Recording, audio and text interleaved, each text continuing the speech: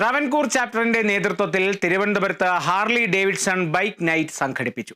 Kovalam KTDC ഹോട്ടലിൽ വെച്ച് നടന്ന പരിപാടി തിരുവിതാംകൂർ രാജകുടുംബാംഗം ആദിത്യവർമ്മ ഉദ്ഘാടനം ചെയ്തു. പരിപാടിയുടെ ഭാഗമായി വിപുലമായ ആഘോഷ പരിപാടികളും അരങ്ങേറി.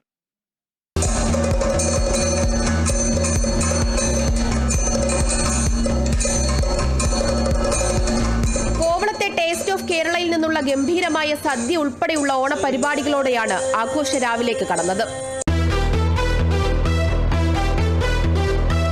ഇതിൽ ഒരുപാട് കേരളത്തിലെ അല്ല ഇന്ത്യയിലെ എല്ലാ സ്റ്റേറ്റുകളിൽ നിന്നും റൈഡേഴ്സ് വരുന്നുണ്ട്.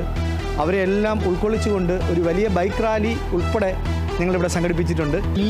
എല്ലാ ചാപ്റ്ററുകളും വരികയും ചെയ്ത് അതിമനോഹരമായി ഈ പരിപാടി നമുക്ക് എല്ലാ ചാപ്റ്ററും സഹകരിച്ച് നല്ല രീതിയിൽ നമ്മളിത് നടത്തിയിട്ടുണ്ട്.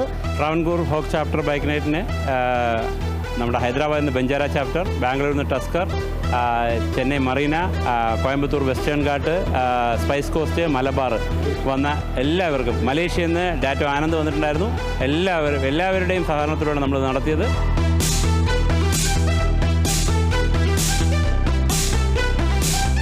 ടേസ്റ്റ് ഓഫ് കേരളയിൽ നിന്ന് ആരംഭിച്ച് KTDC സമുദ്രയിലേക്ക് ബൈക്ക് റാലി നടത്തി.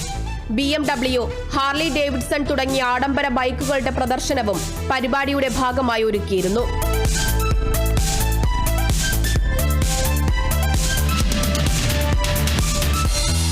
ബൈക്ക് നൈറ്റിന്റെ ഔദ്യോഗിക ഉദ്ഘാടനം തിരുവിതാംകൂർ രാജകുടുംബാംഗം ആദിത്യവർമ്മ നിർവഹിച്ചു.